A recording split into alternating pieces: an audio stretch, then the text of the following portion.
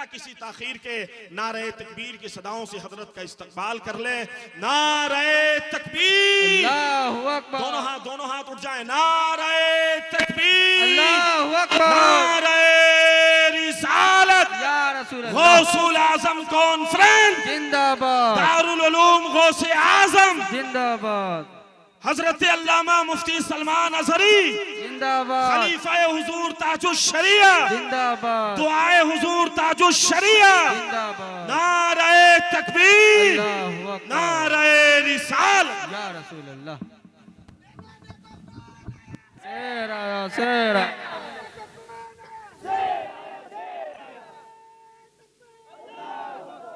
अल्हम्दुलिल्लाह अल्हम्दुलिल्लाहिल हन्नानिल मन्नान अल्लज़ी खलक़ल इंसान व अल्लमहुल बयान वस्सलातु वस्सलामु अला रसूलिही सय्यिदिल इंसी वल जान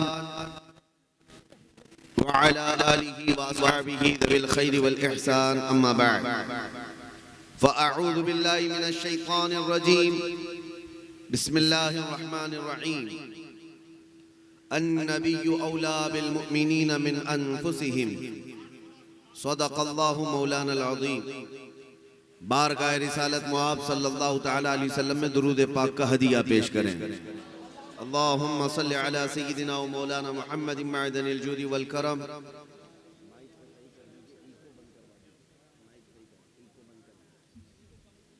व अला आलिहि व अस्हाबिहि व बारिक व सल्लिम सलातन दाइमतन सरमदन अबदा।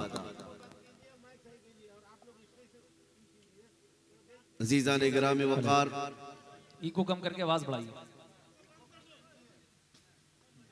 इको कम करके आवाज। आज का हमारा ये इजलास आशिकों का एक समंदर यहाँ नजर आता है और अल्लाह करे आपका ये जज्बा इश्क़ रसूल सदा सलामत रहे। मेरे अजीजों, ये छोटा सा गांव अगरचे है जिसमें पहली मर्तबा मेरी आमद है, लेकिन आपका और हमारा ताल्लुक देखने में ऐसा लगता है सदियों पुराना है। उसकी वजह यह है कि हमारे और आपके रिश्ते ननिहाली, ससुराली और ददियाली तो नहीं हैं, क्योंकि ये रिश्ते वैसे भी फना होने वाले हैं। लेकिन जो रिश्ता आपका और हमारा है वह नबी करीम सल्लल्लाहु अलैहि वसल्लम के कदमों से वाबस्ता है, और ये रिश्ता यहाँ भी सलामत रहेगा, वहाँ भी सलामत रहेगा।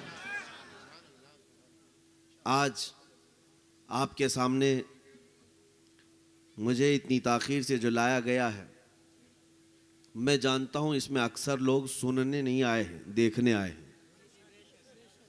यूट्यूब पर तो सुनते ही रहते हैं, और जब मैसेज आप तक पहुँच ही रहा है तो मैं यहाँ पर आकर के जो आपके सामने बैठ जाता हूँ या मुलाकात होती है, तो उसकी एक वजह ये भी है कि हमारे बुज़ुर्गों ने, मैं प्रोग्रामों वाला आदमी नहीं था, कुछ लोगों को अगर ऐसा लगता है, ख़ास तौर पर बिहार, झारखंड में और बंगाल में जलसे जो है, प्रोग्राम एक कमर्शियल लाइन भी है, और मैं इस लाइन का आदमी तो नहीं था। बुजुर्गों के हुक्म से मुझे इसमें उतरना पड़ा। मैं इस बात का कायल था कि मेरी आवाज़ एक ही जगह से सब जगह पहुंच रही है, तो फिर इसके इतने बड़े बड़े खर्चों की क्या ज़रूरत। लेकिन बड़ों की बात में हिकमत होती है। उन्होंने हुक्म दिया कि आप जिस इलाके में भी जाएं, लोगों से बिल मुशाफा मुलाकात करें। उसकी वजह यह है कि बरसों से जो मुसलमान कुछ आस और तमन्ना लेकर बैठे होते हैं, जब वो किसी बेबाक आदमी को देखते हैं तो उनका जज्बा भी जवान होता है। मैं ये अपनी तारीफ के लिए नहीं कह रहा हूं कि बेबाक हैं हम, निडर हैं, नहीं, हम इस बात पर फख्र करते हैं कि हम मुस्तफ़ा करीम के गुलाम हैं। तो डर किस बात का, क्योंकि हमें ये बरेली के इमाम ने तालीम दी है, खौफ ना रख रजा जरा तू तो है अब्दे मुस्तफ़ा। खौफ ना रख रजा जरा तू तो है अब्दे मुस्तफ़ा, तेरे लिए अमान है, तेरे लिए अमान है।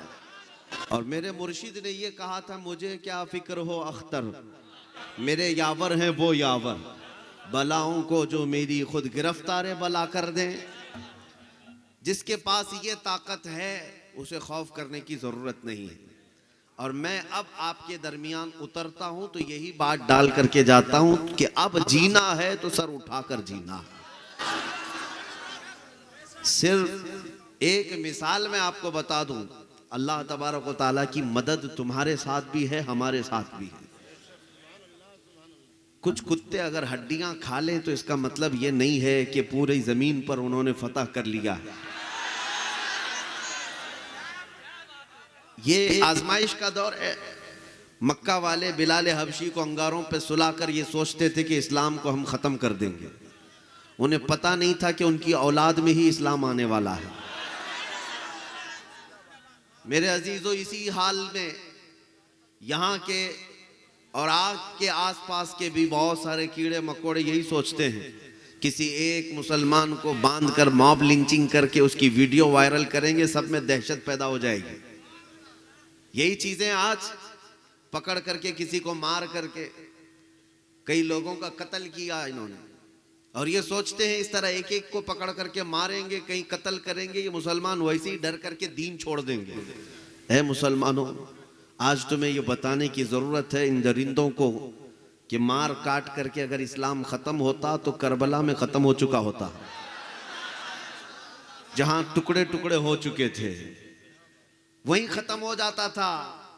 नहीं, आज तुम्हारे 5 साल की नशेड़ी हुकूमतों से इस्लाम नहीं खत्म हो सकता, इसलिए कि हमने चंगेज भी देखे, हलाकू भी देखे, बड़े बड़े जालिमों की दास्तानें रकम हैं तारीख़ इस्लाम में, जिन्होंने मुसलमानों की खोपड़ियों से मीनार बना दिए थे, दरियाए दजला का पानी लाल कर दिया था मुसलमानों के खून से, तब ना इस्लाम खत्म हुआ।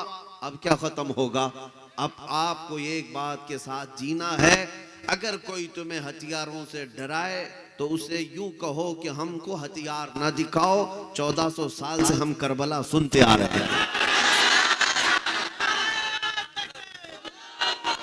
ये वो कौम है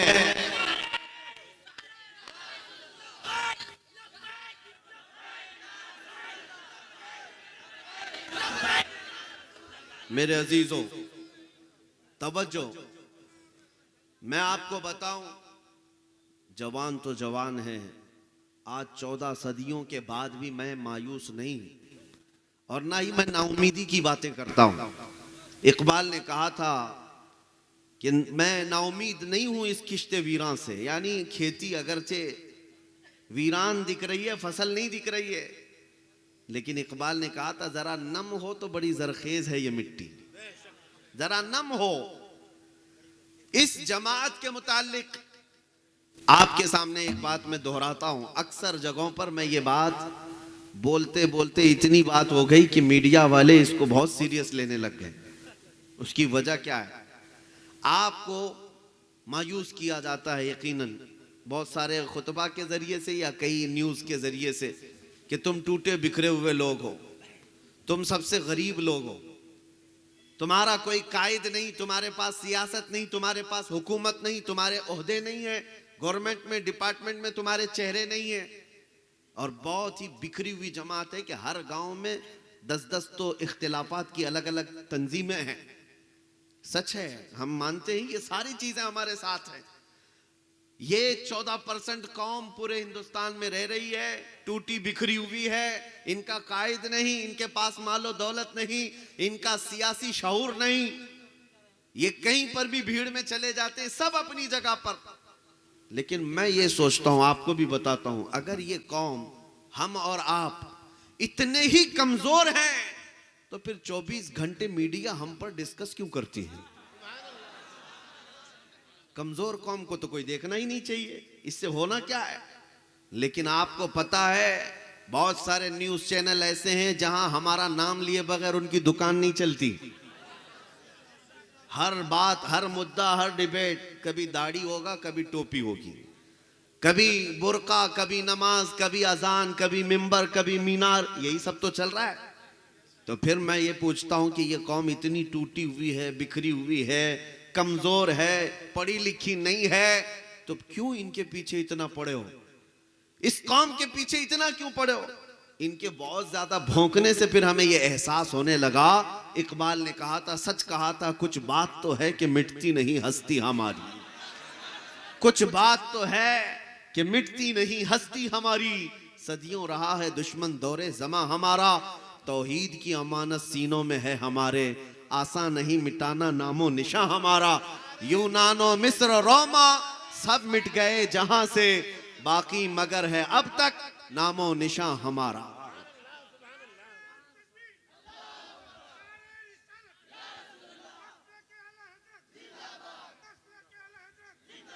मेरे अजीजों, आपको ये एहसास होना चाहिए, कोई चीज तो है आपके पास, कोई चीज है, लेकिन अफसोस इस बात का है कि आपको खुद एहसास नहीं है आपके पास है क्या।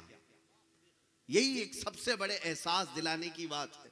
तुम्हारे पास एक बहुत बड़ी दौलत है जो पूरी दुनिया को चुभती है और गढ़ती है, लेकिन अफसोस ये है कि तुम्हें खुद को नहीं मालूम तुम्हारे पास है। तुम बहुत बड़ी कीमती चीज के हामिल हो, बहुत बड़ी कीमती चीज के हामिल, वरना वर्ल्ड का सुपर पावर जिसके पास पेट्रोल मिसाइल से लेकर न्यूक्लियर हथियार से कोई कमी नहीं, सारी चीजें मौजूद हैं, उस सुपर पावर ताकत का भी टारगेट नंबर 1 कोई है तो मुसलमान है। इतनी बड़ी ताकतों का भी दुश्मन अव्वल उन्होंने मुसलमान को समझ रखा है। वजह क्या है? यही एहसास मैं दिलाना चाहता हूं, अभी तुम्हारे पास कोई चीज बाकी है जो इन्हें खौफ दिलाती है, जो बार बार इन्हें डराती है। एक यहूदी आलिम ने इस बात को लिखा है, उनका हाखाम है, हकीम को हाखाम कहा जाता है, उनके यहूदी आलिम को। उसने कहा, मैंने रिसर्च बहुत किया है मुसलमानों की तंजीमों पर, जमातों पर और इनकी तारीख पर। कई मर्तबा इनको काटा गया, मारा गया, तोड़ा गया है, जिला वतन करके शहर से निकाल दिया गया है। इनके पूरी कंट्री पर हुकूमत को ख़त्म करके हम अपनी हुकूमत कायम कर चुके। स्पेन में 700 साल मुसलमान हुकूमत किए, ख़त्म कर दिया, ख़त्म कर दिया। मस्जिदों को वहाँ पर चर्च बना दिया गया, अस्तबल बना दिए गए। वो यहूदी आलिम कहता है, इतना सब हो जाने के बाद दूसरी कौमों को जेनोसाइड किया गया है तो उनकी नस्लें ख़त्म हो गई, लेकिन मुसलमानों के साथ जितना किया गया उतना ये बढ़ते ही चले गए, हर जमाने में बढ़ते चले गए। तो कहता है, इस नुक्ते पर मुझे तलाश करना था कि कौन सी चीज इन्हें फिर से बढ़ाती, कौन सी ऐसी चीज है जो इन्हें बार बार जमा करती है। वो कहता है, मेरी जिंदगी का सबसे बड़ा उन्वान यही था कि मैं वो राज तलाश करना चाहता था और मुझे वो मिला। तो उसने ये बात एक मुसलमान के सामने कही, मैंने देखा है कि मुसलमानों को इनका कायद नहीं जोड़ता, मुसलमानों को इनकी तंजीमें, इनकी जमातें नहीं जोड़ती। मुसलमान तो हालत ये है कि मस्जिद में सब तो लगाते हैं लेकिन फिर भी नहीं जोड़ते। इनको अगर कोई चीज जोड़ती है तो नाम मोहम्मद है। और ये प्रैक्टिकली मैंने देखा अपनी जिंदगी में, या अमली तौर पर देखा। उसने रिसर्च किया होगा लेकिन मैंने अमली तौर पर देखा। आज से 2 साल पहले जब वो पाखंडी भोंकता था हुजूर पाक सल्लल्लाहु अलैहि वसल्लम की शान में और दिल दर्द करता था, और कौन सा ऐसा मुसलमान है जो जवाब नहीं देना चाहता। उलमा सब अपने अपने एतबार से जवाब देते थे। हमने अपने इलाके से पुकार कर उससे कहा कि डिबेट वगैरह सब खत्म, अब मैदान में आओ और आमने सामने देखते हैं।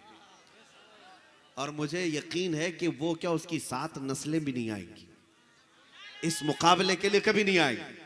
मेरी बात सुन लो, जब ये हमने ऐलान किया, ये तो 40-50 लोगों के मजमे में ऐलान किया, लेकिन रब्बे जुल जलाल ने पूरी दुनिया में उसको फैलाया।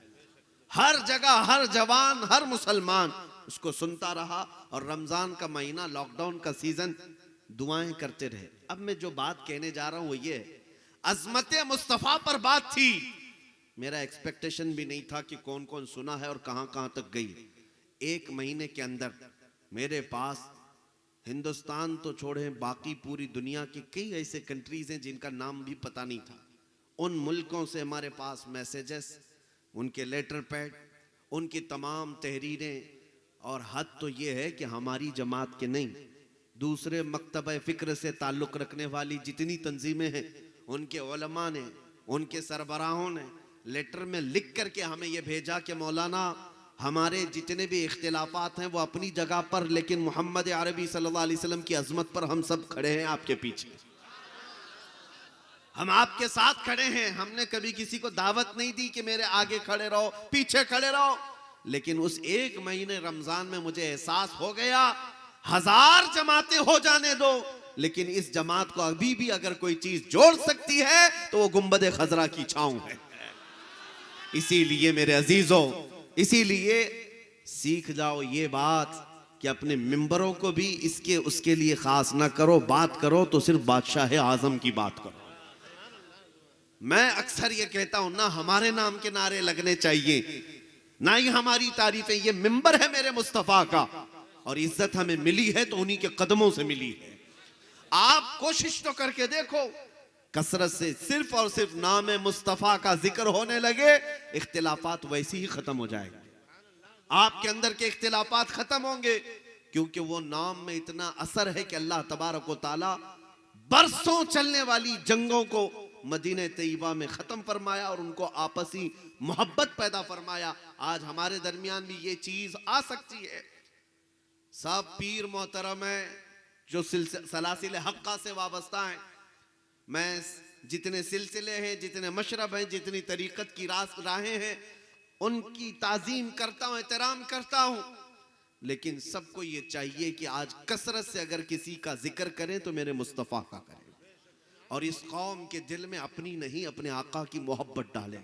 फिर देखें, मेरा एक जुमला याद रख लें, इज्जत चाहते हो ना दुनिया में, हर कोई चाहता है, लेकिन हमने देखा है इज्जत कैसे, उनकी बात करो हर दिल पे राज करो, उनकी बात करो हर दिल पे राज करो।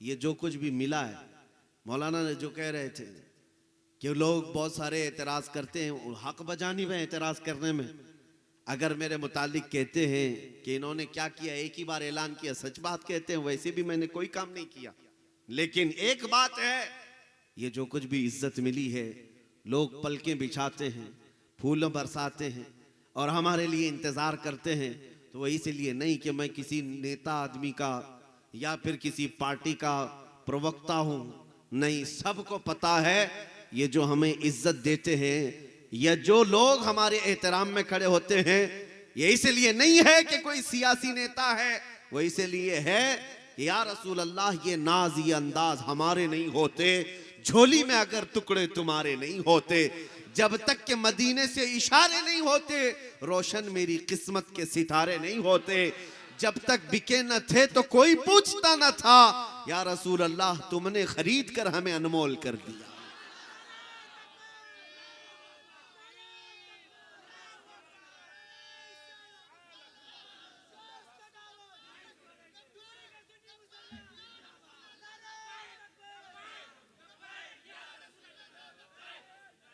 अब ये बात याद रखो मेरे अजीजों, एक बात याद रखो, मरना तो वैसे भी है और मुसलमान का अकीदा है, मौत तुम्हारे लिए कोई हादसा नहीं है, अल मौत जसरुन यूसिलुल हबीब इलल हबीब, मौत एक ब्रिज है, एक हबीब को दूसरे हबीब से मिला देती है। आप तमाम हजरात को हवस नहीं होनी चाहिए, जीने की हवस, दुनिया की हवस, ये यहूदियों के यहाँ है, काफिरों के यहाँ है। मोमिन तो जीता है तो अल्लाह ताला के इनाम से, और इंतजार ये करता है कि जब मेरी मौत आएगी तो डर और खौफ इस बात का नहीं है कि दुनिया छोड़कर जा रहा हूं, बल्कि मौत आए तो इस बात की खुशी से जाए दुनिया से, इधर आंखें बंद होंगी उधर दीदारे मुस्तफा होगा। मौत तो आना है एक ना एक दिन और सबको कब्र में जाना है, तो ये मौत का खौफ और मौत का डर जब पैदा हो जाता है तो मेरे आका सल्लल्लाहु अलैहि वसल्लम ने फरमाया कि फिर तुम्हारे दिलों पर जालिमों, काफिरों, दुश्मनों का रौब डाल दिया जाता है, हुब्बुद दुनिया व कराहियतुल मौत। जब तुम्हारे अंदर दो चीजें आ जाएं, दुनिया की मोहब्बत और मौत से नफरत, हुजूर फरमाते हैं तुम फिर कुफार और मुशरिकीन से डरने लग जाओगे, सहमने लग जाओगे। ये दो चीजें सीने से निकाल दें। मुसलमानों की शान क्या थी पता है? हमारा एक लक़ब था कफन बरदोश। हमें कहा जाता था कि ये कंधे पर कफन लेकर चलने वाली कौम है, इसे मौत का डर नहीं, जहां मरेंगे वहीं कफन पहन के सो जाएंगे। मौत उनके लिए हादसा है जिनका तस्वुर है मरने के बाद अंधेरा है, अंधेरा है, अंधेरा है। मौत उसके लिए हादसा नहीं, मोमिन के लिए। हमारा तो मानना यह है मौत के बाद उजाला है, उजाला है, उजाला है। क्योंकि हमें नबी पाक सल्लल्लाहु ताला अलैहि वसल्लम की जियारत करनी है। शायर ने सच कहा है शबे गोर भी उसी गुल से मुलाकात की रात। अजीजा ने गिरामी, खौफ और डर अपने सीने से निकालो और उसके बाद जियो। एक बात याद रखो, मदद अल्लाह ताला की कल भी थी, आज भी है। अगर आज ना होती तुम्हारे साथ तो क्या तुम इस तरह से नमाजें पढ़ रहे होते? क्या इन जालिमों के बीच में मैं बैठ करके या मैं इस तरह से घूम फिर करके आप तक खिताब कर रहा होता? अल्लाह की मदद है। पड़ोसी मुल्क के एक आलिम दीन है, बगदाद शरीफ में हमसे मुलाकात करके वो कह रहे थे, हम सुनते हैं आपकी तकरीरें और आपके यहाँ के हालात भी हमें पता है, बहुत सख्त हैं, बहुत डेंजर हैं, मुसलमानों को मारते हैं, दंगाई हैं, फसादी हैं, क्या क्या है। उन हालात में आप बोलते कैसे हैं? आपको क्या इजाजत है, आजादी है? हमने सिर्फ इतना ही कहा था, क्या दबे जिस पे हिमायत का हो पंजा तेरा। बल्कि हकीकत ये, क्यों दबे, क्यों दबे जिस पे हिमायत का हो पंजा तेरा। शेर को खतरे में लाता नहीं कुत्ता तेरा। जब निस्बत हमारे साथ है तो खौफ न रखो, डरो मत। हाँ, फांसी आती है, आएगी, ये पहले नंबर पर, मैं नहीं, इससे पहले भी आ चुकी। और अगर जेल होती है तो हो जाए, क्योंकि हम पहले नंबर पर नहीं, हमारे इमामों का भी हाल हुआ है। इमाम आजम अबू हनीफा रहमतुल्लाह ताला अलैह का तो जनाजा जेल से निकला। मेरे अजीजों, ये कोई पहली बात नहीं होगी हमारे साथ। मुजफ्फर हुसैन कचोचवी रहमतुल्लाह अलैह ने फरमाया था, मुजफ्फर को मुक़य्यद न समझ ऐ सय्याद, ये मेरी असीरी भी सुन्नत आबाई है। हमारा कैद होना भी हमारे आबा व अजदाद की सुन्नतों में से है। लिहाजा नौजवानों को खौफ से निकल आना है। मैं झारखंड में था एक साल पहले, तकरीबन एक साल भी नहीं गुजरे होंगे, हाँ एक साल के करीब, कि वहां पर नौजवान बच्चे जब एहतजाज में निकले थे तो स्पॉट पर शूट करके 2 नौजवानों को कत्ल कर दिया गया था। शहीद हो गए बच्चे, 16 साल 18 साल के। मैं उनके घर भी गया था, लेकिन मुझे इस बात का फख्र हुआ कि उस बच्चे की मां जरा बराबर नर्वस नहीं थी, नर्वस नहीं थी। अगरचे उसका अकलौता बेटा था, वो मुझसे रो करके यही कही कि मुझे इस बात का फख्र है कि मेरा बच्चा मरा है तो अल्लाहू अकबर कहकर मरा है। ये माएं हमारे अंदर हों, ऐसी बहनें हमारे हों, तो फिर उनकी गोद में पलने वाला बच्चा इंशाअल्लाह सलाहुद्दीन बनकर निकलेगा। यहां बुज़दिलों का कोई काम ही नहीं है। इसलिए मेरे अजीजों, ये मेरी तमहीदी बातें थी। आओ मैं आपको बताऊं, आजमाइश का दौर ये ज्यादा दिन तक नहीं रहता। मदद अल्लाह ताला की जब आएगी तो सब कुछ ये छट जाएगा। चांद पर भी गहन लगता है, लेकिन इसका मतलब ये नहीं कि चांद हमेशा के लिए काला हो जाता है, लेकिन जब गहन छट जाता है तो अपने आबो ताप के साथ चमकता है। आज इस उम्मत पर अगरचे कुफ्फार और मुशरिकीन की तरफ से लगाया हुआ गहन होगा, लेकिन ये छटेगा, ये छटेगा, फिर उजाला आएगा। कुछ देर की खामोशी है, फिर शोर आएगा। आज कुत्तों का वक्त है, कल हमारा दौर आएगा इंशाअल्लाह अज़ीज़, और यकीनन आएगा, क्योंकि मुझे मेरे नबी के फरमान पर यकीन है कि एक वक्त वो आएगा जब इमाम मेहदी का ज़हूर होगा। वो मदीने से निकलकर मक्का आएंगे, मक्का से बैत करके मुल्के शाम जाएंगे। चंद साल नहीं गुजरेंगे, हजरत इमाम मेहदी और हजरत सैयदना ईसा अलैहिस्सलाम का दौर होगा। मेरे आका का फरमान है, पूरी दुनिया में कोई घर ऐसा नहीं होगा जिस घर से अल्लाहू अकबर की आवाज ना आती हो। हर घर पर परचम इस्लाम होगा। इस रुए जमीन पर सिवाय इस्लाम के कुछ नहीं होगा। ये बात लोगों को बुरी लगती है, ये बात मीडिया वाले इसको पकड़ लेंगे और कहेंगे ये इतनी बड़ी बात कर रहा है कि कुछ रहेगा ही नहीं। ये मेरी बात नहीं, कुरान ने भी कहा है, वलौ करिहल मुशरिकून वलौ करिहल काफिरून। ये तो बात होकर रहेगी, काफिरों को अच्छी लगे ना लगे। वो उन्हें नापसंद आए कोई बात नहीं, लेकिन ये बात तो होकर रहेगी। हुवल्लज़ी अरसला रसूलहु बिल हुदा व दीनिल हक लियुज़हिरहु अला दीनि कुल्ली। वो अल्लाह है जिसने अपने नबी को हिदायत और हक के साथ भेजा ताकि ये दीन पूरी दुनिया पर गालिब आ जाए। ये दुनिया पर गालिब आएगा एक दिन। और इनको अगरचे बुरा लगता हो लगे, जितनी मस्जिदें तोड़ना है, तुम्हारा दौर है जुल्म का, तुम्हारा दौर है सियासत का, तुम्हारा दौर है हुकूमत का, लेकिन ये बात हमेशा याद रखो कि हर जमाना इसी तरह का नहीं होता। बारिश खत्म हो जाएगी, कीड़े वैसे ही मर जाएंगे। मौसम के साथ कीड़े चले जाते हैं और इनका नामो निशान किसी अखबार के कोने में भी नहीं मिलता। लेकिन फिर बात आएगी अजमत खुदा की और अजमत रसूल की। इस जमीन को अल्लाह अकबर की सदाओं से फिर पाक किया जाएगा। अजीजा ने गिरामी वकार, ये हैं उम्मीद की बातें जो मैं आपके सामने रख रहा हूं, क्योंकि आज नौजवान ना उम्मीद हो गए, मायूस हो गए और कुछ एथिस्ट होने लग गए। नास्तिक जिसको कहते हैं, कोई धर्म ही नहीं चाहिए हमको, ना हिंदू बनना है, ना मुस्लिम बनना है, ना ईसाई बनना, नाउज़ बिल्लाह मिन ज़ालिक। ये वो लोग हैं जो बुज़दिल हैं, डरपोक हैं, या फिर खुदकुशी करने चले गए। वो भी मैं उनको कहता हूं कि उनके अंदर मर्दानगी थी ही नहीं, वो फेस कर ही नहीं सकते किसी चीज को। लेकिन मैं मेरे सुनने वाले हर नौजवान से कहता हूं, तुम्हें जब कभी डराया जाए तो बिलाल हबशी को पढ़ लेना। जब कभी तुम्हें डराया जाए हजरत खब्बाब इब्न अल-अरत, खुबैब इब्न अदी को पढ़ लेना, जिनको सूली पर चढ़ा करके काफिरों ने नाखून पकड़ से खींच लिए थे, उनकी नाक काट दी थी, होंठ काटे थे, कान काटे थे, आंखों में सलाइयां फेर दी।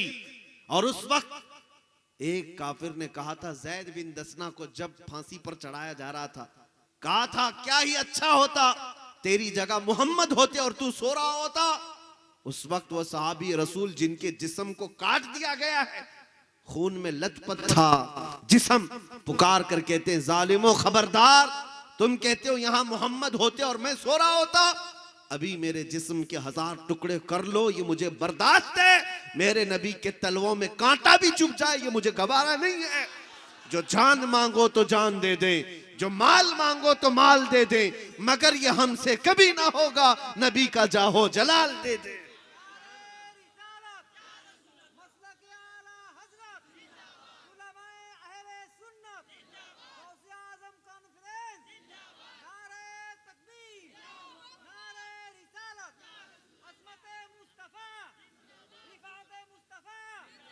अब आपके सामने ये बात अर्ज करूं कि अगर आज हुजूर पाक सल्लल्लाहु ताला अलैहि वसल्लम की इज्जत की बात आई और अगर तुम मैदान में खड़े रहे, तो ये बात भी मत समझ लेना कि तुम्हारे खड़े होने से हुजूर की इज्जत बढ़ जाएगी, कभी नहीं, बल्कि अगर खड़े रहो तो तुम्हारी इज्जत बढ़ जाएगी। ये तुम्हारी किस्मत की बात है। उलमा भी इस बात को सुन लें कि मिंबरों पर बहुत सारे ये बेचारे कमेटियों के डर और खौफ से बोलना बंद कर चुके हैं। मैं सबकी बात नहीं कर रहा हूं, आज भी अल्हम्दुलिल्लाह उलमाए रब्बानीन, उलमाए हक्कानीन मौजूद हैं जो खुल करके सारी बातें अमानत के तौर पर कौम के सामने रखते हैं। लेकिन बहुत सारी जगहों पर दुनियादारों का ऐसा राज है कि उलमा के ऊपर वो हथकंडा डालकर बैठे, मौलाना साहब ये मत बोलना, मौलाना साहब ये मत बोलना, हालात खराब हैं, हालात बहुत बुरे हैं। ये सब चीजें मस्जिदों की कमेटियां हो या फिर कहीं और के जोर जबरदस्तियों से उलमा की जुबानें बंद की जा रही हैं, तो मैं उनसे कहता हूं इंतजार करो, फिर तुम्हारे बच्चों का ईमान भी सलामत नहीं रहने वाला है। तुम्हारी नस्ल में भी नबी नबी कहने वाला नहीं रह जाएगा। हक बात हर जमाने में बोलना जरूरी है। एक साहब, चंद सालों पहले की बात है, अभी मैं इतना जलसे करता नहीं था, कोई इलाका था सारे सूदखोर हैं, वहां सूद के कारोबार में मुलविस रहते हैं।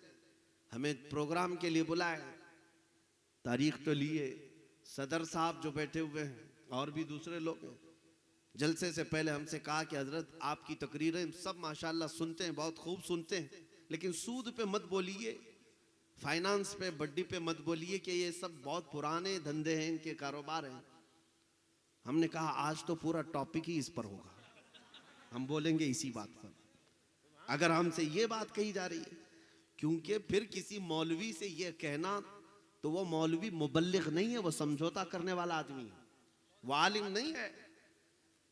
हमने 1 घंटे तक वो सूद की मजम्मत के मुतालिक ही बयान किया। मैंने कहा आइंदा कभी ना बुलाना, कोई फर्क नहीं पड़ता, लेकिन मेरी दी हुई गोली किसी का बुखार जरूर उतारेगी, किसी ना किसी का बुखार उतरेगा।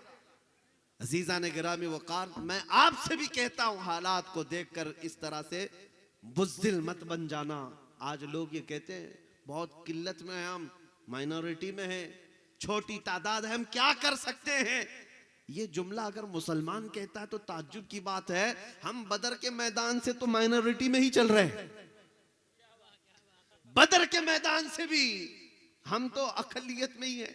बदर में तादाद मुसलमानों की 313 थी, काफिरों की 1000 से ज्यादा।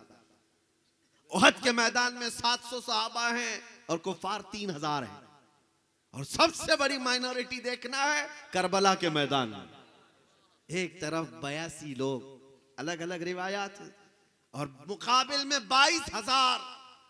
लेकिन एक भी हुसैनी शहजादा खौफ से अपनी जमात नहीं बदलता और ना ही दामन हुसैन को छोड़ने को तैयार है। इसलिए आज ये हालात का रोना कभी मत रोना। आपके लिए हालात हमेशा ऐसे ही थे, बल्कि इससे ज्यादा सख्त भी थे, लेकिन उलमाए हक हर हालत का मुकाबला करते रहे। आपको पता है आजादी से पहले जो गदर का यहां पर मामला था 1857, उस वक्त उलमा के लिए कितनी मुश्किलात थी, कितनी मुश्किलात।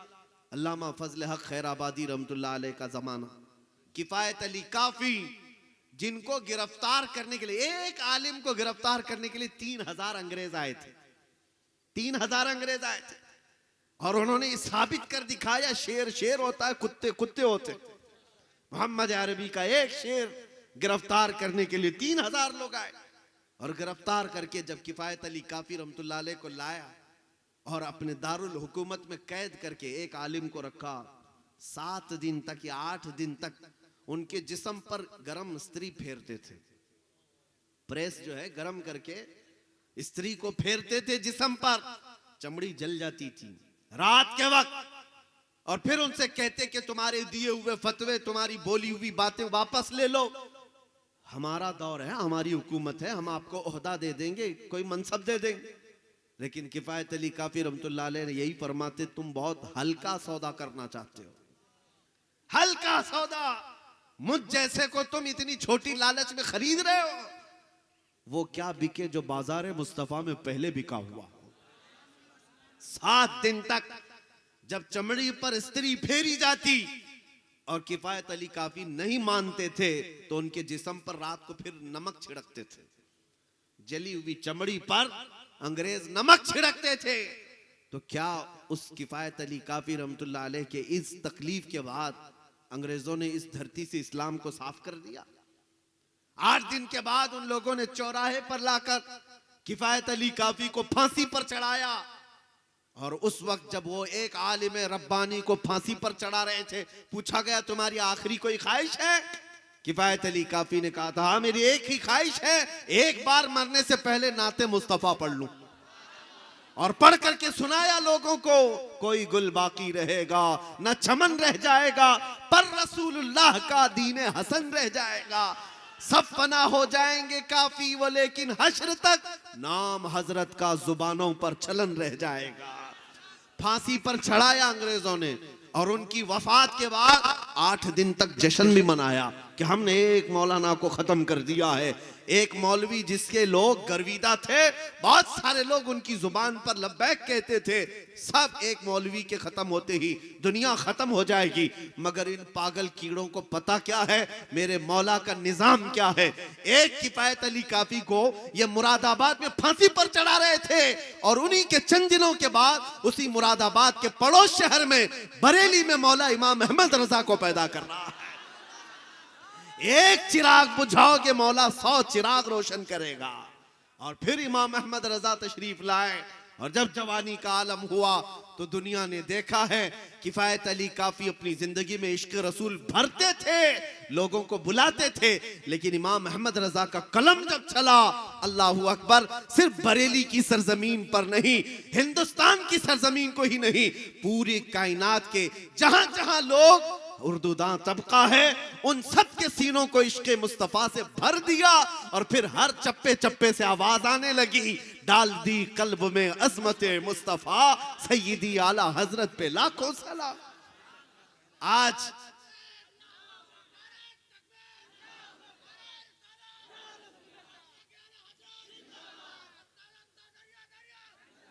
मेरे अजीजों, मैं आपको ये बात बताऊं, ये भी गांव ही है, थोड़ा बड़ा होगा। आपके इस जलसे में आने के वक्त पटना से हम निकले थे, असर का वक्त हुआ, एक छोटा सा गांव, मस्जिद नजर आई तो वहां चले गए। मुश्किल से उनके यहाँ 50-60 घर हैं, छोटा सा गांव, और गाड़ी भी अंदर जा नहीं सकती, पगडंडी पर चल करके मस्जिद के लिए जाना पड़ा। खेतियों में से गुजरते हुए मस्जिद के लिए गए। मैं क्यों बता रहा हूं, मस्जिद में गए, हम तो ये सोचते थे कौन इस गैर मारूफ इलाके में पहचानता है, लेकिन हर घर से लोग वहां पर आए और मुझसे मुसाफा करते हुए नारे लगाने लग गए। छोटा सा गांव था। मैंने पूछा पहचानते हो? कहा आप पहचानते नहीं, रोज सुनते हैं आपको। अब जो नारे लग रहे थे, मुझे इस बात का ये नहीं है कि मुझे लोग पहचानते हैं, छोटी सी बस्ती है, बनियान लुंगी पहने हुए लोग हैं, लेकिन वहां नारे जो लग रहे हैं मसलके आला हजरत और ताजुश शरिया। उस दिन ये एहसास हुआ कि मेरे अजीजों, वो एक छोटी सी बस्ती है, छोटी सी बस्ती, इनमें से कौन है जो आला हजरत को देखा हुआ है? कोई नहीं है, कोई नहीं उनके जमाने का। और उस बस्ती में, उस छोटे से गांव में गया कौन है आला हजरत को सिखाने के लिए, आला हजरत की मोहब्बत डालने के लिए? उलमा कहां जाते हैं? बहुत कम। उस बस्ती में तो हमने देखा कि कोई है ही नहीं, छोटा सा गांव है। ये एक मिसाल दे रहा हूं, ऐसे 1000 गांव है, हर गांव से ये आवाज आती है, मसलक के आला हजरत, इश्क मोहब्बत, इश्क मोहब्बत। ये आवाजें क्यों आती हैं?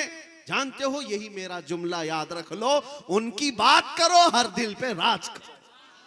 आला हजरत अपने घर का कसीदा नहीं पढ़ते थे, अपने बाप दादाओं की तारीफ नहीं करते, जिंदगी में जब कलम उठाया है, मेरे मुस्तफा की शान बयान की है। करो मदह अहले दुवल रजा, पड़े इस बला में मेरी बला, मैं गदा हूं अपने करीम का, मेरा दीन पारे ना नहीं। उस आला हजरत ने जब कलम उठाया था, बारगाह मुस्तफा में यूं कहा था, सरवर कहूं कि मालिक व मौला कहूं तुझे, बागे खलील का गुले ज़ैबा कहूं तुझे, तेरे तो वस ऐबे तनाही से हैं बरी, हैरा हूं मेरे शाह मैं क्या क्या कहूं तुझे। अहमद रजा ने जब हुजूर पाक की शान में इतनी बातें अर्ज की, तो हकीकत बात यह है, अल्लाह करीम फिर तारीफ करने वालों के न नाम को मरने देता है, न कलाम को मरने देता है। आज उनका नाम भी जिंदा है और कलाम भी जिंदा है। 100 साल हो गए, मजमू में आज भी आला हजरत को पढ़ा जाता है कि नहीं पढ़ा जाता? और मैं समझता हूं आला हजरत की नातें, जुमले अगरचे उर्दू के सख्त हैं, आसान उर्दू में पढ़ी जाने वाली नज़में एक जगह, सख्त उर्दू में पढ़ी जाने वाली आला हजरत की नातें पढ़ो, दिल झूम जाता। अवाम भी अवाम है, ये भी आला हजरत की नातों में वजद करती है। क्यों? इसलिए कि इश्क में बोली हुई बात है। अब मैं आपको बताऊं, जालिम जिस कदर भी जुल्म कर ले और किसी का कत्ल कर ले, और वो ये समझ ले कि इस तरह से खत्म कर देंगे हम इस्लाम को, ये नामुमकिन सी बात है। मैं आज से कई साल पहले कहा था, जैसे न्यूजीलैंड में एक बार मस्जिद में घुस करके एक सन की आदमी, जिसके दिलो दिमाग पर सिर्फ इस्लाम की दुश्मनी बैठाई गई थी, बंदूक से मार करके 50 लोगों का कत्ल कर दिया। और उसने ये कहा था कि मुझे ये अहद किया हुआ हूं, या मुझे ये लगता है कि मैं इस्लाम को पूरी दुनिया से खत्म कर दूंगा। गया, जेल में बैठा रहा। ऐसे ही यहां भी बहुत सारे कुत्ते बैठे हुए, गुफे में बैठ करके भौंकते हैं कि इस्लाम का विनाश कर देंगे, धर्म संसद करके अपनी लोमड़ियों के बीच में, बाकी बाहर आने की हिम्मत नहीं।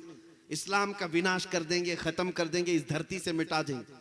हम उनको हमेशा यही कहते हैं। एक न्यूज रिपोर्टर हमारे पास इंटरव्यू लेने आए थे, वो कह रहे थे कि फलां साधु जी, फलां पंडित जी, फलां पाखंडी जी, जो भी हैं, ये कहते हैं कि इस्लाम का विनाश कर देंगे। हम कहते हैं उनसे, जाइए वो बाबा से कह दे पहले अपने बदन की खुजली मिटा ले, वो उससे नहीं मिट सकती।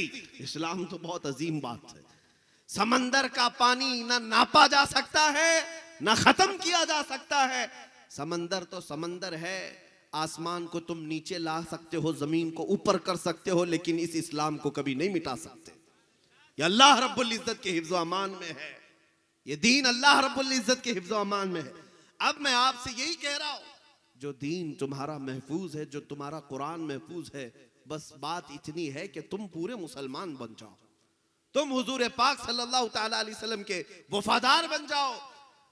हर घड़ी तुम्हारे साथ निस्बत मुस्तफ़ा होना चाहिए, हर घड़ी तुम्हारे साथ अजमत मुस्तफ़ा का पासो लिहाज होना चाहिए।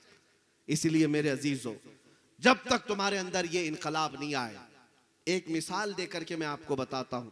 आज दुनिया तुम्हें शराब पीते हुए देखकर ये नहीं कहती अब्दुल्ला का बेटा शराब पी रहा है, तुमको ताश के पत्ते खेलते हुए देख करके नहीं कहती अहमद का बेटा ताश के पत्ते खेल रहा था।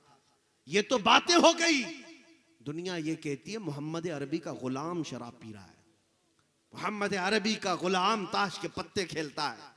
दुनिया यही कहती है मुसलमान चोरी कर रहे हैं, मुसलमान धोखा दे रहे हैं। इस लफ्ज का एहतराम और पासो लिहाज तुम्हें कितना जरूरी है।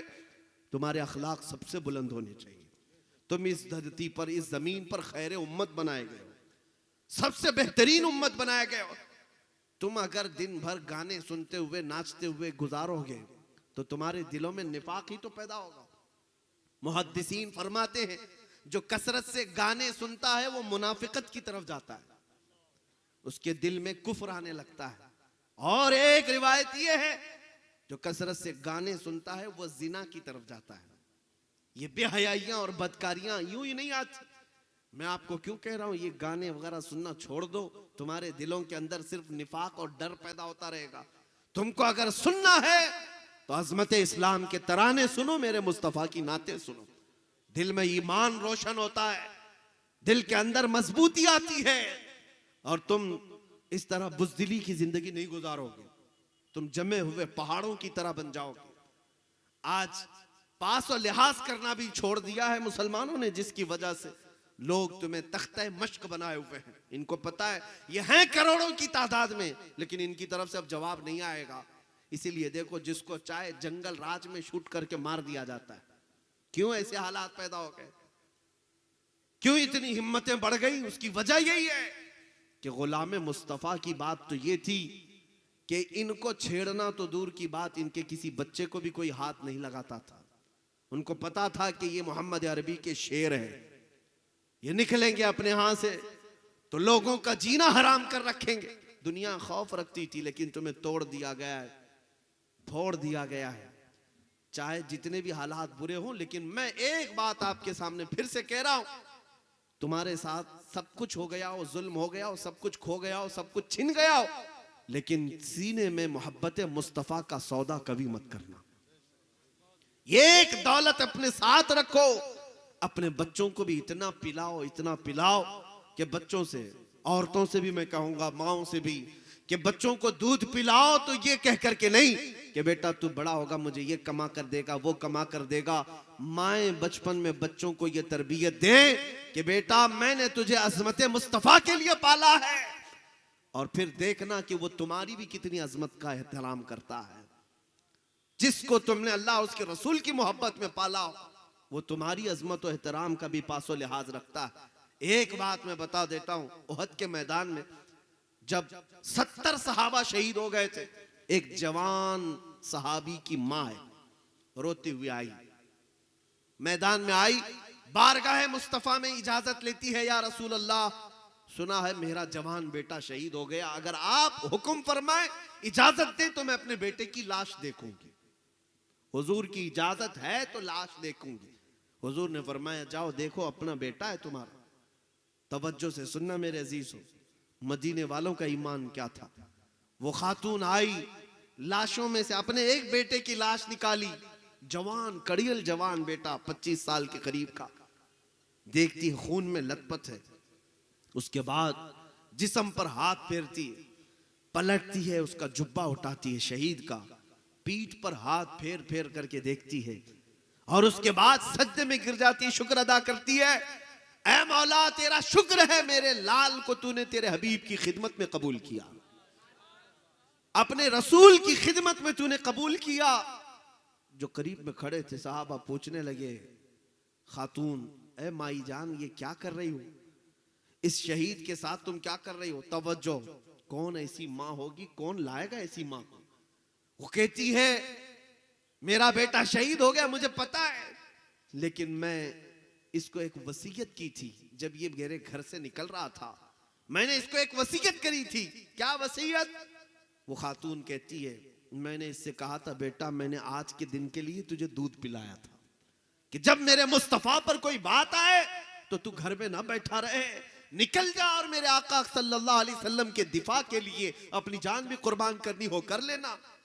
मेरा बेटा सज करके निकला था, तलवार हाथ में लेकर निकला था, तो मैंने इससे एक बात कही थी कि बेटा जंग के हालात कभी भी बदल जाते हैं, कभी काफिर कभी दुश्मन भारी हो जाते हैं और कभी हालात ऐसे हो जाते हैं कि तुम्हारे लिए इम्तिहान की घड़ी हो सकती है। ऐसे अगर हालात जंग में आ गए मेरे मुस्तफा को अकेला छोड़कर भागना मत, और अगर भागते हुए तुम मारा गया मैं अपना दूध भी माफ नहीं करूंगी। ये बेटे को मैंने वसीयत की थी और उसके बाद फिर मुझे पता चला जंगे उहद में हालात बदल गए थे, कुफार और मुशरिकीन गालिब आ गए थे, मुसलमानों पर वो गालिब आ गए थे। और उसके बाद फिर मुझे खबर मिली कि बहुत सारे मोमिन शहीद हो गए, सहाबा शहीद हो गए, उसमें मेरा बेटा भी शहीद हुआ। मैं मदीने से दौड़ती हुई आई ये सोच करके कि कहीं कुफार और मुशरिकीन से डर कर भागते हुए मेरा बेटा मर तो नहीं गया, भागते हुए तो नहीं मरा। मैं मैदान में आकर सबसे पहले उसका जुब्बा उठाकर उसकी पीठ पर मैं यही देख रही थी कि कहीं तीरों के जख्म भागते हुए पीछे से तो नहीं लगे। मैंने शुक्र इसी बात का अदा की कि मेरे बेटे के पीठ पर एक भी जख्म नहीं, जितने जख्म हैं सब सीने पर लेकर शहीद हुआ है।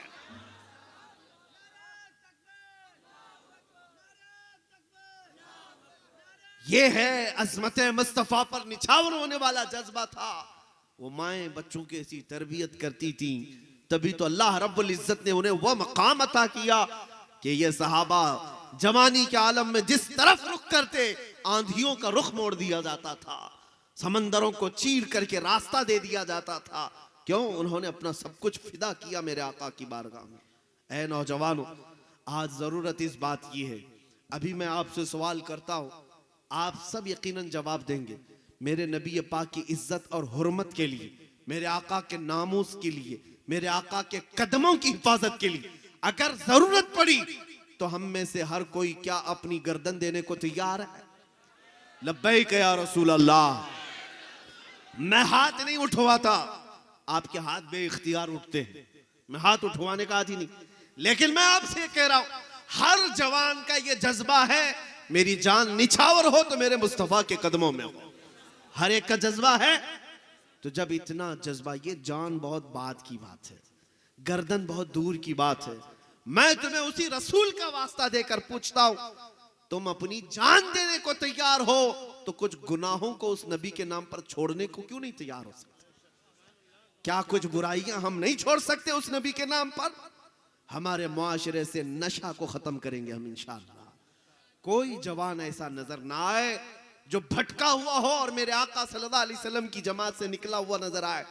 आज जो लड़कियां मुर्तद हो रही हैं, बहुत सारे काफिरों के साथ भाग कर जा रही हैं, यह आज पूरा सोशल मीडिया भी, हर जगह भी लोग मुतफक्किर हैं। हालात इस तरह के क्यों बन गए? इन लड़कियों को हो क्या गया कि मंदिरों में जाकर के गैर मुस्लिमों से शादियां रचाने लग गई? क्यों? मैं समझता हूं उसी घर की बच्ची है जिस घर में अज़मत मुस्तफा सिखाया नहीं गया होगा, या उस बच्ची को यह नहीं बताया गया कि तेरे कंधों पर पड़ा हुआ दुपट्टा सिर्फ तेरा नहीं है, यह सैयदा कायनात फातिमा ज़हरा से निस्बत रखता। यकीनन बच्चियों को जब यह बात पता चले कि जो दुपट्टा उसके कंधे पर है, इस दुपट्टे की निस्बत मखदूमा कायनात फातिमा ज़हरा से वाबस्ता है, लिहाजा वो ऐसा कदम कभी नहीं उठाएगी, ऐसा कदम कभी नहीं उठाई।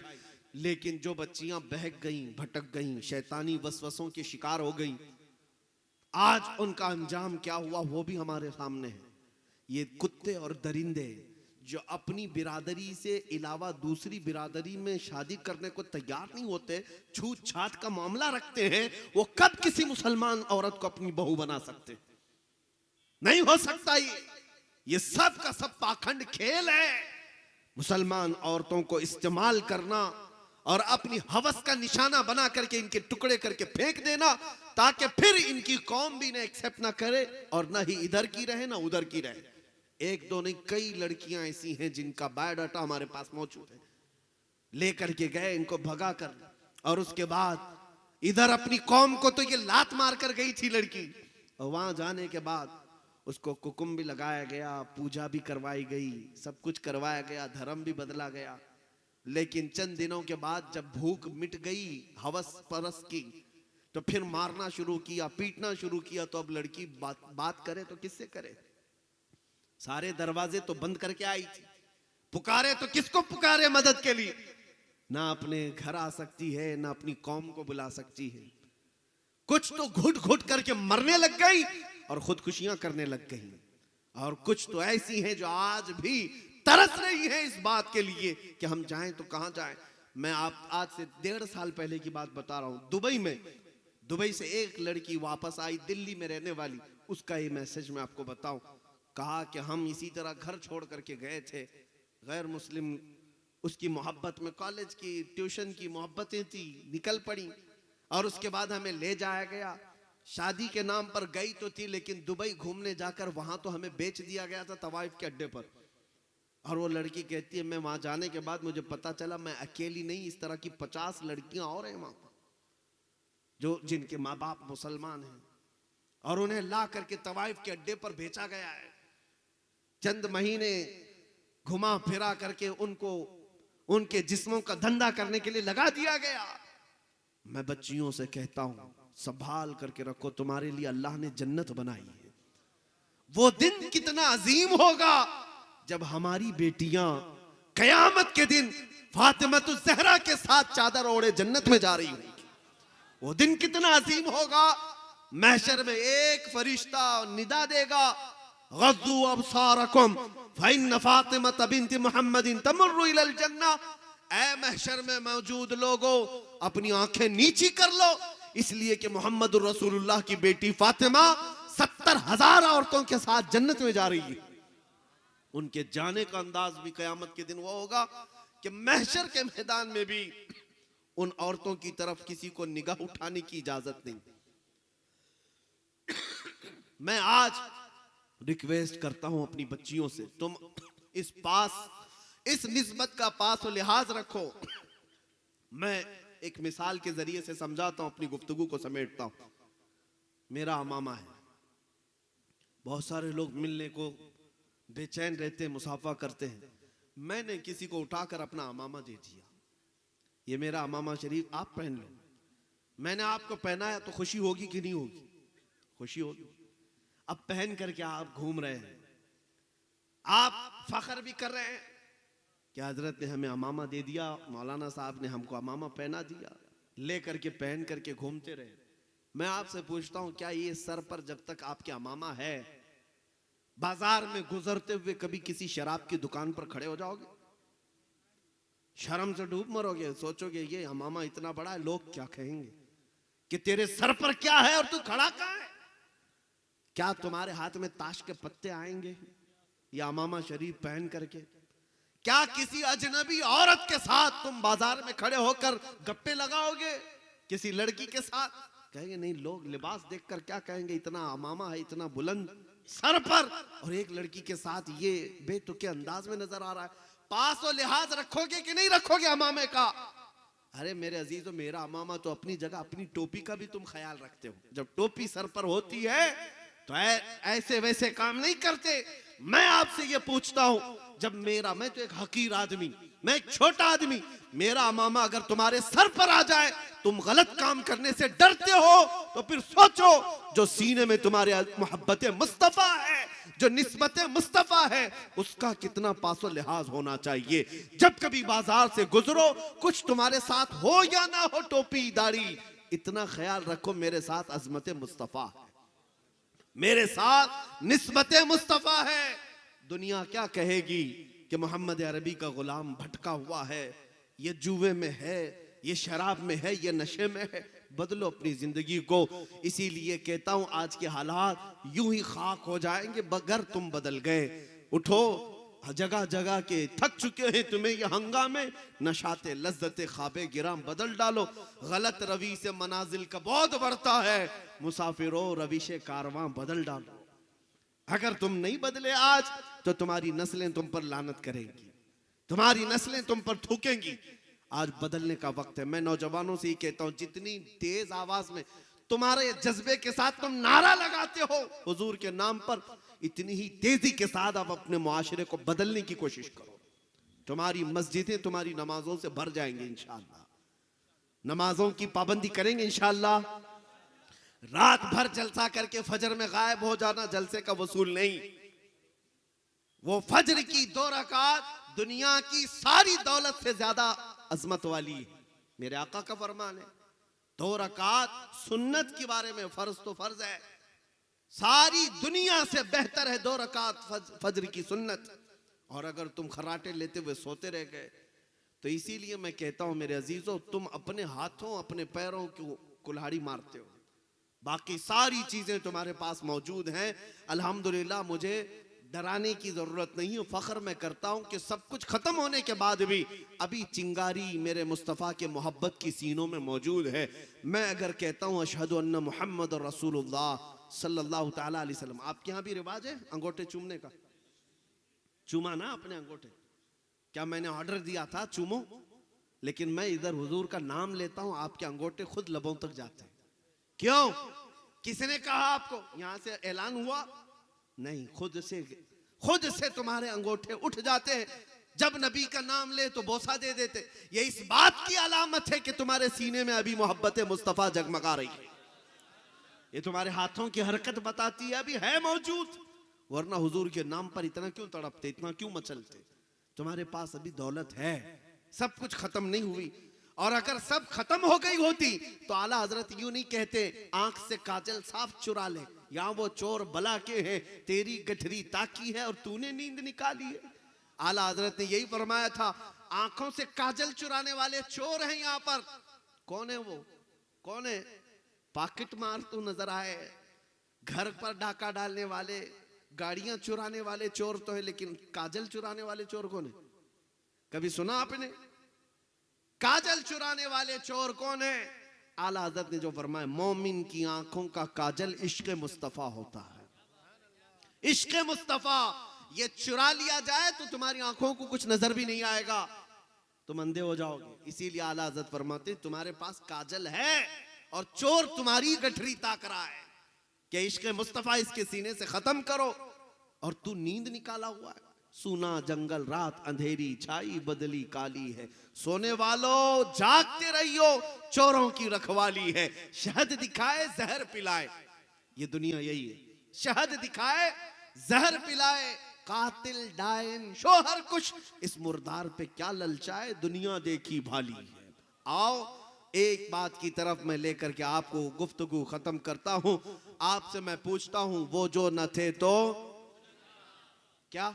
वो जो न थे तो, वो जो न हो तो, यह अकीदा है हमारा, वो जो न हो तो जान है वो जहान की, जान है तो जहान है। हमारे नाम के साथ मेरे मुस्तफ़ा का नाम कभी खत्म नहीं होगा। वो हमारी अजानों में है, वो हमारी नमाजों में है, वो हमारी मस्जिदों में है, वो हमारी पैदाइश से लेकर हमारी मौत तक हमारी हर सांस में मौजूद है। हो ना ये फूल तो बुलबुल का तरन्नुम भी ना हो, चमने दहर में कलियों का तबस्सुम भी ना हो ना ये साकी तो मैं भी ना हो, खुम भी ना हो, बज़्म में तौहीद दुनिया में ना हो, तुम भी ना हो। खीमा अफलाक का इस्तादा उसी नाम से है, नबज़े हस्ती तपशा मादा उसी नाम से है। दश्त में दामने कोहसार में मैदान में है, बहर में मौज की आगोश में तूफान में है। चीन के शहर मराकश के बयाबान में है, और पोशीदा हर मुसलमान के ईमान में है। वो नाम है मुस्तफा हमसे कभी जुदा नहीं हो सकता। वो हर घड़ी है, हर जगह है, हर जरूरत है। अब आपको मैं ये बताऊं, सिर्फ हमारी नहीं, आला हज़रत तो फरमाते हैं, है खलीलुल्लाह को हाजत रसूलुल्लाह, है खलीलुल्लाह को हाजत रसूलुल्लाह की कोई बचा नहीं जिसको मेरे नबी की जरूरत ना हो। सारी कायनात को मासिवल्लाह हर कोई मेरे नबी करीम सल्लल्लाहु अलैहि वसल्लम का मोहताज है और जरूरतमंद है। जब तुम्हें पता है कि हुजूर के बगैर कुछ नहीं होना है यहाँ पर भी, और यहाँ से मर करके जाओगे कब्र में, हुजूर से भागकर कहाँ तक जाओगे, उनसे कहाँ तक भागकर जाओगे। आला हजरत ने फरमाया है ना कोई मफर है ना कोई मकर है। हुजूर पाक सल्लल्लाहु अलैहि वसल्लम को छोड़ोगे बखुदा खुदा का यही है दर, नहीं और कोई मफर मकर। मफर किसको कहते हैं? भागने की जगह। मकर किसे कहते हैं? ठहरने की जगह। हुजूर को छोड़ोगे तो न भागने की जगह है न ठहरने की जगह है। वो लखनऊ का राफजी कुत्ता नहीं देखा जो दीन धर्म बदल कर गया था, नाम भी बदल कर गया था, धोती भी पहन लिया, कशका भी लगा लिया, 6 महीने पंडितों की जूतियां चाटता रहा, उनका बचा हुआ खाता रहा, बाद में उसको लात मार करके निकाल दिया गया। अब रो रो करके वीडियो बनाता है, क्या कहता है लोगों से? धोबी का कुत्ता, ना घर का ना घाट का, इधर छोड़कर उधर गया इज्जत पाने के लिए, ना उधर मिली ना इधर मिली। आला हजरत ने 100 साल पहले कहा था, या रसूल अल्लाह जो तेरे दर से यार फिरते हैं दर बदर यूं ही खार फिरते हैं, दर बदर यूं ही खार फिरते हैं। अब मैं आपको बता रहा हूं, जरूरत मेरे मुस्तफा की हर जगह है। अगर तुम दुनिया में भागते रहे नबी को छोड़कर, जाओगे तो एक दिन कब्र में जाओगे, मुनकर नकीर आएंगे, तुमसे जो सवालात करेंगे, तुम्हारा रब कौन है, तुम्हारा दीन क्या है, यहां तक तो बहुत सारे पास हो जाएंगे। आखिर में जो फरिश्ते पूछेंगे इनके बारे में क्या कहते थे दुनिया में, हुजूर को दिखाकर पूछेंगे। ये बहुत सारे फंसने की जगह मुनाफिकीन की है, यहाँ बहुत सारे मुनाफिक रुक जाएंगे। मेरे अजीजों, वहां पर भी तुम पास नहीं हो सकते जब तक ये नहीं कहते हादा मुहम्मदुर रसूलुल्लाह, जब तक तुम ये नहीं कह देते ये अल्लाह के रसूल मोहम्मद सल्लल्लाहु अलैहि वसल्लम है। लिहाजा कब्र में भी तुम्हारे लिए कोई इम्कान नहीं। हश्र में चलो, कब्र से उठ करके मैदान महशर में पहुंच गए, क्या कर लोगे? नबी से भागते थे, छुटकारा पाने के लिए दूर जाते थे। वहां तो गए आदम अलैहिस्सलाम के पास, उन्होंने भी कह दिया जाओ किसी और के पास। आदम से लेकर ईसा तक हर नबी ने कहा इज़हबू इला गैरी, फिर आए कहां? मेरे आला हज़रत फरमाते हैं खलीलो नजी मसीहो सफी, सभी से कहीं न बनी। तवज्जो है, खलीलो नजी मसीहो सफी, सभी से कहीं न बनी। ये बेखबरी की खल्क फिरी, कहां से कहां तुम्हारे लिए। या रसूल अल्लाह, दहन में जुबान तुम्हारे लिए, बदन में है जान तुम्हारे लिए, हम आए यहाँ तुम्हारे लिए, उठे भी वहां तुम्हारे लिए। कयामत के दिन का मंजर भी फरमाया गया है, हर एक पुकारेगा नबी कहाँ है। मेरे मुस्तफा कहेंगे आ जाओ, मैं आज के लिए ही हूँ। इतना ही नहीं, जन्नत में जाने के बाद भी तुम्हें नबी पाक की जरूरत है। बगैर रसूल के न तुम्हारी दुनिया है, न तुम्हारी कब्र है, न तुम्हारी हशर है, न ही तुम्हारी जन्नत में कोई मजा है। ये बात हो जाने के बाद अब नतीजा क्या निकला? वो जो ना हो तो बोलो, वो जो ना हो तो, वो जो न थे तो, वो जो न थे तो कुछ न था, वो जो ना हो तो कुछ ना हो। जब हर सुन्नी ये जानता है मेरे नबी नहीं है तो कुछ नहीं है। फिर सुनो आला हजरत की, आला हजरत ने कहा है आज ले उनकी पनाह, आज मदद मांग उनसे, कल न मानेंगे कयामत में। अगर मान गया उन्हें जाना, उन्हें माना, न रखा गैर से काम, लिल्लाहिल हम्द मैं दुनिया से मुसलमान गया।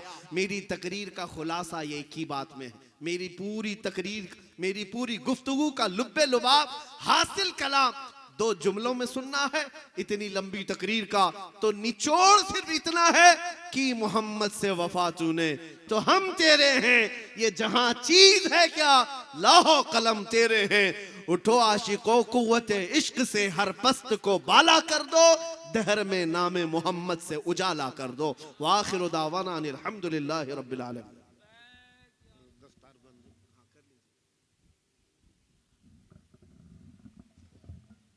जो हाफिज़ कुरान लड़के हैं वो आ जाएं स्टेज पर और पगड़ी सामने लाई जाए हजरत के मुबारक हाथों से बरकत के तौर पर।